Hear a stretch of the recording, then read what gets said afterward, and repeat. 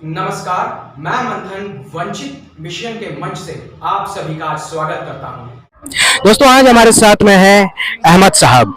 जी हाँ दोस्तों, चंद दिन पहले इनकी दुकान थी यहाँ पर। इनका घर परिवार, इनका घर संसार खुशियों से भरा हुआ था और आज इनकी दुकान की जगह पर सिर्फ और सिर्फ मलबा ही मलबा है। तो दोस्तों आइए जानते हैं आज रिजवान अहमद साहब से कि आखिरकार ये जो कुछ भी गतिविधि हुई जिसकी वजह से इनका पूरा घर संसार, इनका परिवार अब सड़क पर आ चुका है, आखिरकार ये सब हुआ कैसे। सर सबसे पहले आपका बहुत बहुत धन्यवाद कि आप हमारे न्यूज़ चैनल में आए। आपका बहुत बहुत स्वागत। सर मेरा नाम रिजवान है। 31 तारीख को महानगर पालिका ने मेरी इस दुकान पर कार्रवाई किया है और वो किस वजह से कार्रवाई किया है वो मुझे पता नहीं है, मगर जिस वक्त कार्रवाई हुई थी उस वक्त महानगर पालिका के बांधकाम ऑफिसर थे, नितिन मुखले साहब थे, अतिक्रमण विभाग के अधिकारी थे, उसके बाद प्रभाग अधिकारी थे, पुलिस बल था और हमको किसी तरह कोई भी इंफॉर्मेशन नहीं दिया गया था। बरोबर है। और डायरेक्ट थोड़ा कार्रवाई हुई है, यहाँ तक कि हमको सामान निकालने भी नहीं दे रहे थे वो लोग, मगर जबरदस्ती कुछ सामान हमने निकाला, बाकी सारे लोग तोड़ दिया वो लोगों ने। बरोबर है। और ये हमारी जो दुकान थी ना, मेरे डैडी के टाइम पे, मेरे डैडी 2020 में एक्सपायर हुए कोरोना काल में। मेरी दुकान जो है 1973 से थी, उसका परमिशन मेरे पास बाकायदा, और हमने जो जगह खरीदा हुआ था उस टाइम पे नौसिया बाबर थे जगह का ऑनर थे, उनसे जगह खरीदा हुआ था, उनके पूरे डॉक्यूमेंट हमारे पास है। उसके बाद महानगर पालिका ने वहाँ पे कुछ सुंदरीकरण का काम कर रहे थे, उसके कारण हमको शिफ्ट वहाँ से यहाँ पे किया। शिफ्टिंग का बाकायदा हमारे पास लेटर है, ये लेटर शिफ्टिंग का लेटर है। ये शिफ्टिंग का लेटर है इस समय जो आप दिखा रहे हैं। हाँ। दोस्तों देख सकते हैं आप, ये शिफ्टिंग का लेटर भी है सर के पास में। तो आपको यहाँ पर शिफ्ट किया गया, पहले ये दूसरी लोकेशन पर आपकी दुकान थी, वहां से यहाँ शिफ्ट किया। उस साइड में, नॉर्थ साइड में था, अभी हमको यहाँ पे दिया, ये लेटर दिया, उसके बाद वो भी प्लान के साथ में, विद प्लान है। ये लेटर आपको दिखा मैंने, वो दूसरा ये प्लान है, ये विद प्लान दिया, सर्टिफाइड लोगों का साइन है, नगर पालिका स्टैंप वगैरह है। तो ये अनलीगल हुआ कैसा? सर जब ये तोड़ने के लिए आए थे तब क्या आपने इन्हें ये कागज दिखाए थे? जो भी अधिकारी, जो भी मुख्य अधिकारी जब आपका ये दुकान, आपका जो आशियाना है वो तोड़ने आए थे, तब उन्हें क्या आपने ये कागज दिखाए थे? मैं सबको कागज दिखाया, वो साहब उसके पे आप लोग ढकेल रहे, वो उस पे कर रहे कि वो सबको मालूम है, वो सबको मालूम है, किसी ने हमको कोई नोटिस वगैरह नहीं दिया और डायरेक्ट थोड़ा कार्रवाई किया हमारे पर। तो ऐसा कोई भी शख्स नहीं था उस दिन, जिस दिन ये तोड़ कार्रवाई की गई, जो इन कागजों को प्रॉपर तरीके से पढ़े, इन्हें समझे और आपको कोई सॉल्यूशन दे, आपको कोई दूसरा स्थान बताए जहां पे आप अपने दुकान, अपना व्यापार वैसे ही कर सकते हैं जैसे यहाँ पर कर रहे हैं? ऐसा कोई आपको दूसरी जगह दी गई है सर? कोई ऑफिसर बात करने को ही तैयार नहीं था हमारे से, कागज देखने को तैयार नहीं, यहाँ तक का कागज दिखा रहे हैं वो ठीक है, हमारे को वहाँ पर विधि विभाग ने देखे, अरे जो भी तुम्हारा विभाग, हमको उससे कोई लेना देना नहीं, मगर हमारे पास बाकायदा तुमने परमिशन दिया है, हम कौन सा गलत करें? अगर हम कब्जा करके रखे तो बात अलग है, बाकायदा तुमने लेटर दिया, विद प्लान हमको लेटर दिया, हमारे पास लाइट है, पानी का कनेक्शन है, सारी चीज सुविधा हमारे पास है, तो अनलीगल कैसा हुआ? सर इसके अलावा और भी कोई इनकम सोर्स है आपका? नहीं, यही है।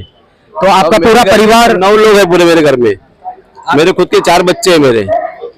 आपके टोटल 9 लोग हैं आपके घर में, जिसका पूरा का पूरा जो आपके घर का खर्च है वो सिर्फ और सिर्फ इस दुकान से ही चलता है और इसी दुकान से चलता है, इसी दुकान से सारा खर्च सारा पूरा चलता है पूरा। मगर वो लोगों ने डायरेक्ट एकदम बिना कुछ बताए हुए डायरेक्ट तोड़ दिए, किस वजह से तोड़े, क्या करे, कुछ हमको पता नहीं है। अब वो अधिकारी जवाब दे सकते कि भाई क्यों तोड़ा, कार्रवाई किया, क्यों किए गए, क्या नहीं किया, वो उनको पता है। तो दोस्तों देखा आपने किस तरह एक इंसान हर्ष से फर्श पर आ जाता है चंद पलों में। हम विनती करना चाहते हैं, हम रिक्वेस्ट करना चाहते हैं, हम उनसे निवेदन करना चाहते हैं, जो भी आला अधिकारी हैं मीरा भाईंदर के, कि कृपया करके इसे मद्देनजर देखिए, इसे थोड़ा सा सॉफ्ट कॉर्नर रखिए इनके केस के प्रति। और हमारे साथ में एक और सर है, इनसे भी आइए हम थोड़ी सी जानकारी लेना चाहेंगे। प्लीज आइए सर, आपका शुभ नाम क्या है? मेरा नाम गौरी शंकर ठाकुर। मैं सर यहाँ बचपन से, मैं यहाँ छोटे से बड़ा हूँ। मेरे दुकान अभी छोटे से यही स्कूल में पढ़ाई किया, यहाँ सब जनता को मालूम है मीरा भाईंदर को। हम लोग छोटे से बड़े, हम लोग कारोबार हमको महानगर पालिका ने शिफ्टिंग में हमको दिया, पूजा वड़ा पाव जूस सेंटर।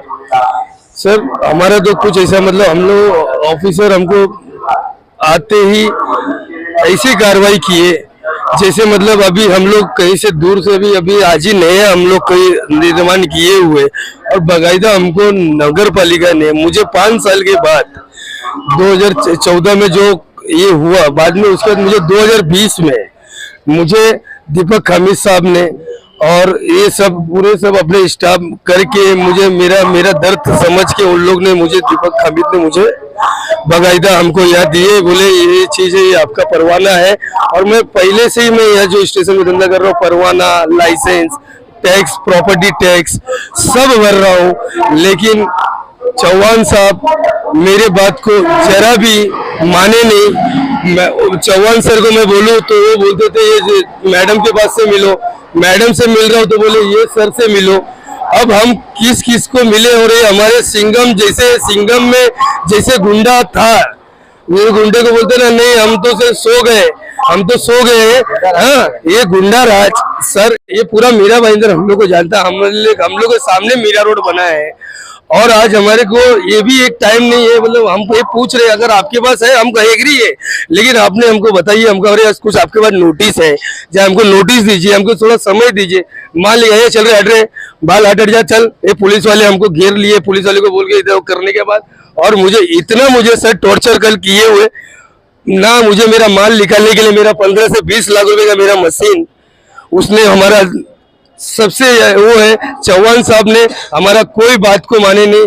और मोगले साहब ये कौन, दीपक हामिद के साथ में उसमें आए हुए थे, वो नितिन मोगले, वो भी हमारे बात को तैयार नहीं। हमने अगर चोरी अगर हमने करके अगर हमने कब्जा अगर किया हो सर, तो मैं एक आरोप में बन सकता हूँ, लेकिन हम लोग यहाँ बचपन से छोटे से हमने यहाँ धंधा किए।